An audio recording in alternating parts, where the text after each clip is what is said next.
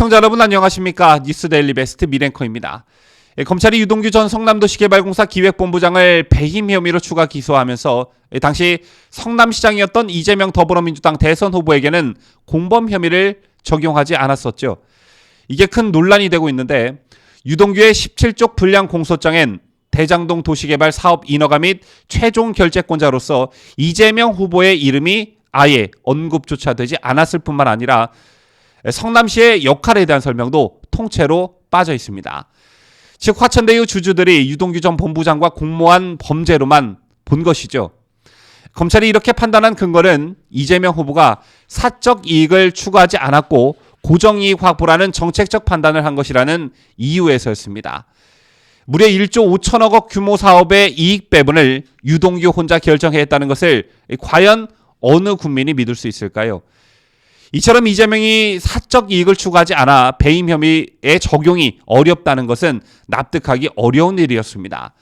검찰이 월성원전 사건 때 돈을 한 푼도 받지 않은 한국수력원자력 사장을 배임 혐의로 기소한 것과 뚜렷이 비교되기 때문입니다. 엄연히 결자수상 최고봉에 이재명이 있었는데 유 전 본부장은 배임이고 이재명은 배임이 아니라고 따로 분리하는 건 검찰이 알아서 꼬리 자르기를 해주겠다는 게 아니고 뭐겠습니까? 국민 알기를 뭘로 보고 있는 거죠. 대장동 수사는 개발 이익이 아무리 커져도 성남시 몫은 1,822억 원으로 줄여버리고 나머지 배당과 분양 수익은 김만배 등 민간업자들이 모두 가져갈 수 있도록 특혜 구조를 누가 왜 만들었냐를 규명하는 것이 그 본질입니다. 여기에 더해 배임의 최종 책임자가 누구냐는 것을 밝혀내는 게 검찰이 할 일입니다. 그런데 시간이 가면 갈수록 검찰이 손을 댈 때마다 범죄가 오히려 쪼그라드는 어떤 마법 같은 일이 벌어지고 있습니다. 다시 한번 강조드리지만 대장동 개발은 성남시가 인허가부터 사업 전반에 대한 결정권을 가졌습니다. 단계별로 당시 시장이었던 이재명이 도장을 찍지 않으면 진행되기 불가능한 구조였습니다. 이게 의미하는 바는 성남시가 100% 출자한 산하기관 본부장에 불과한 유동규가 천문학적 규모의 부패 범죄를 단독으로 설계하고 실행했다는 건 불가능했다는 걸 의미합니다. 그런데 여기서 이재명을 쏙 빼놓는다는 건 뭐 대놓고 봐주겠다 이렇게밖에 해석이 불가능한 거겠죠. 이런 가운데 화천대유 대주주인 김만배 측이 두 번째 영장실질 심사를 앞둔 오늘 우리가 배임이면 이재명도 배임이라며 이재명을 물고 늘어졌습니다. 이거 굉장히 의미심장한 발언인데요. 일단 발언 내용부터 살펴보도록 하죠.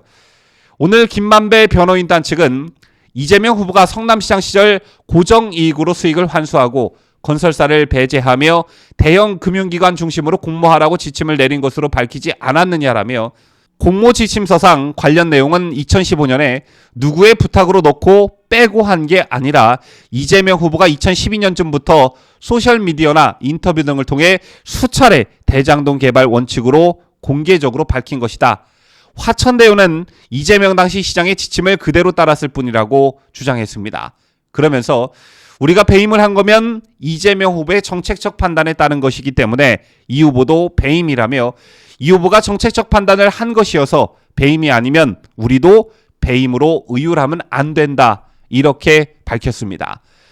확실히 이재명을 물고 늘어진 건데 그렇다면 두 번째 영장실질심사를 앞둔 오늘 왜 이런 발언을 언론에 대대적으로 알렸을까요? 일단 시점에 주목할 필요가 있는데요.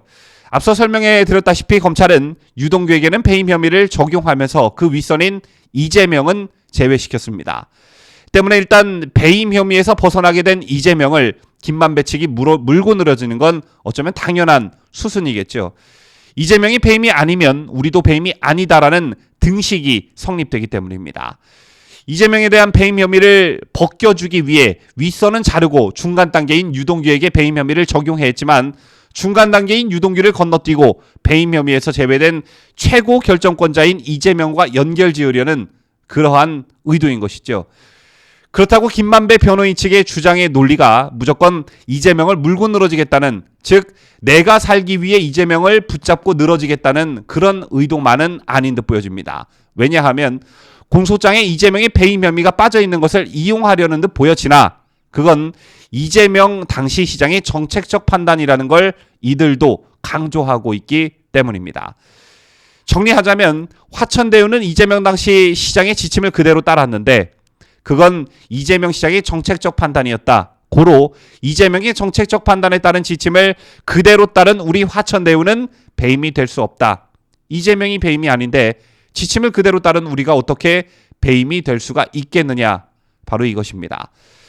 즉 이재명을 배임 혐의에서 제외시킨 검찰 수사의 허점을 김만배 측이 교묘하게 파고 들어간 것이라고 볼 수 있는 그런 대목이라 할 수 있습니다.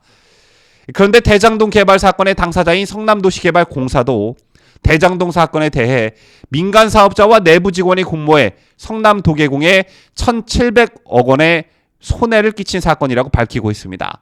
성남도계공은 판교 대장 도시개발사업 대응 방안에 대한 보고라는 문건을 누리집에 공개했는데요. 이 문건엔 윤정수 사장 직속 대장동 TF팀이 자체 조사한 결과를 담고 있습니다. 그렇다면 과연 유 전 본부장이 성남시의 묵인이나 방조 없이 배임 행위를 저지를 수 있었을까요? 더군다나 성남도계공이 성남시가 100% 출자한 공기업이었고 대장동 개발은 이재명 당시 성남시장의 역점 사업이었습니다. 그래서 이재명의 배임을 뺀 검찰의 공소장을 두고 전 국민이 실소를 금치 못하고 있는 것이겠죠.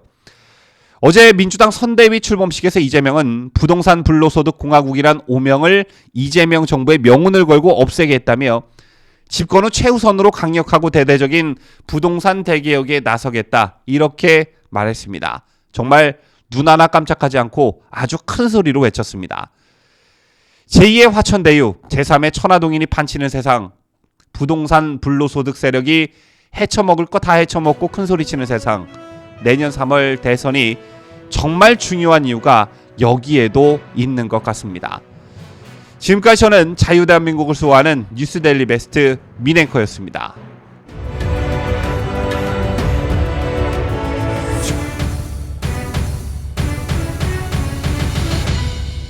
함께해요. 뉴스데일리 베스트.